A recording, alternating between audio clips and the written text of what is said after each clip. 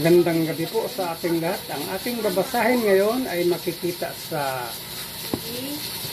ang awit ni Solomon. Kabanata 1, talata 1 hanggang 4.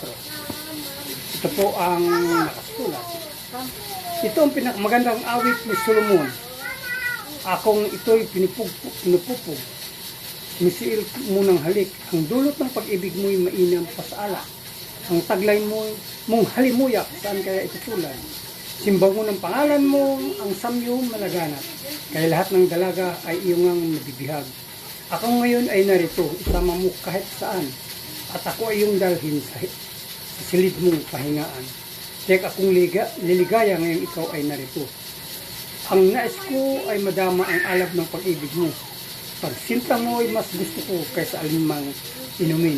Hindi ako nagkamali na ikaw nga ang ibigin. Yan lang po, maraming salamat. Maraming Panginoon, God bless. Isang mapagpalang gabi po sa ating lahat. Ang aking po ibabahagi ngayong gabi mula po sa aklat ng ang awit ni Solomon, unang kabanata, sa talata 5 hanggang 7. Ito po ang naksaad. Dalaga sa Jerusalem, ang ganda ko'y kayumanggi, katulad ko'y mga tolda sa kadapan ni Yayari. Tulad ko rin mga tabing sa palasyo ng hari, huwag akong hahamakin ng dahil sa aking kulay, pagkat itong aking balat ay nasunog lang sa araw. Itong mga kapatid ko'y hindi ako kinalugdan. Nagkaisa silang ako'y pagbantay ng ubasan, pinagyamat sinip ko ang nasabing pataniman, ano pat ang sarili ko sa akong napabayaan. Itong aking pakiusap o giliw kong minamahal, sa akin ay sabihin mo, pastulan ng iyong kawan, sa init ng katanghalian, pahingahan nila saan, sa akin ay ituro mo nang ako ay di maligaw. Ito po ang nakasaad sa banal na kasulatan. Ang pagpupuri po lagi at pasalamat sa ating amang lumikha. Amen. Magandang pagpapalang tanghali po sa ating lahat. Ito po'y para sa araw ng Wednesday. Ngayon po, no? Ang aking pamabasahin ay magmumula sa aklat ng Song of Solomon, chapter 1, verse 8 to 9. Sabi dito, kung nais mong malaman o babaeng napakaganda, ang dapat lang na gawin mo ay sundan ang mga tupa. Ang kawan ng mga kambing ay doon mo alagaan sa tabi ng mga tolda ng pastol ng aking kawan. 9. Saan ko ba itutulad ang gayuma mo, aking hirang? Sa kabayo ng paraon, anong ganda kung pagmasdan. Purihin ng Diyos sa kanyang mga salita. So ito yung sa Book of Solomon, ito pa yung patungkol dun sa mangingibig, no? Halimbawa na mayroon kang nagugustuhan na babae or sa kapartner mo, no? Okay, gawin na lang din natin both to, no? Babae man na may nagugustuhan ka lalaki or yun, sa mag-asawa or sa magkasintahan, patungkol to dun sa relasyon, no? Babae at lalaki na yung hindi lamang pupurihin mo yung kanyang panlabas ng anyo, kundi tignan mo rin yung mga katangian niya panloob, no? Minsan yun ang di natin nakikita, di ba? Ang ganda, di ba? Hinalin tulad ni King Solomon, yung babaeng sinisinta niya doon sa kabayo ng paraon. Kasi nung araw, yung kabayo ng paraon, yun yung malakas na kabayo at magandang kabayo, di ba? Kaya, tingnan, ibig sabihin doon, sa panahon natin ngayon, kung may kahinaan yung mga kapartner natin or girlfriend mo or asawa mo, lalaki, no? Ganun, both na lang to sa ating mga relation na i-cheer up mo siya, no? I-cheer up niya. Magkaroon kayo ng pagpapahalaga, both sa babae man o sa lalaki. Patungkol to sa relasyon, no?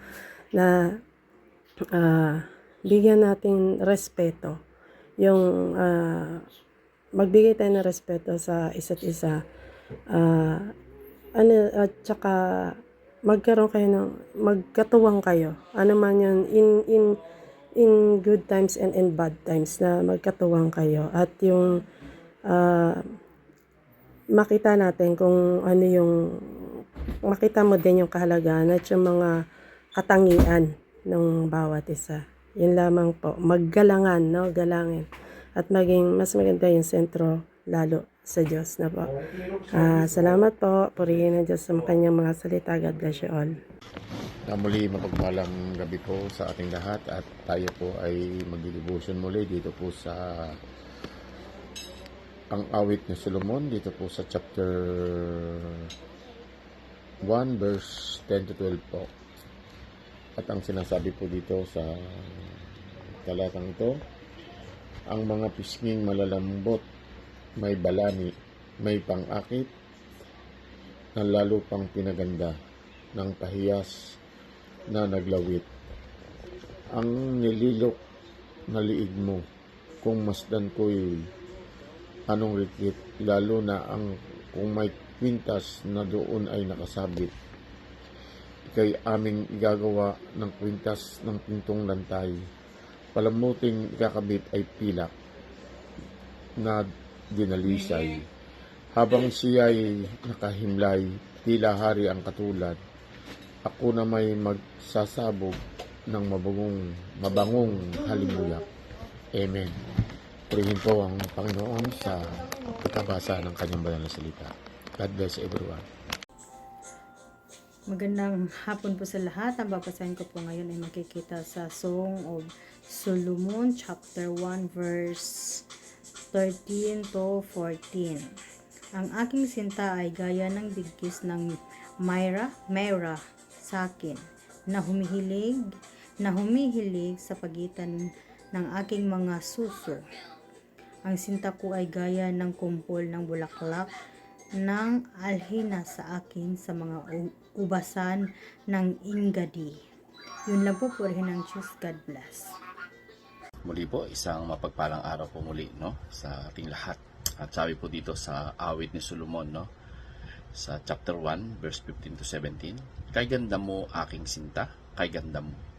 Ang iyong mga mata ay para mga mata ng kalapati, kay ganda mo rin aking mahal. Tunay na kaibig-ibig ka, ang higaan ay lunti ang damuhan. Ang mga haligi ng ating bahay ay mga punong sedro, at ang kisame nito ay mga punong sipres.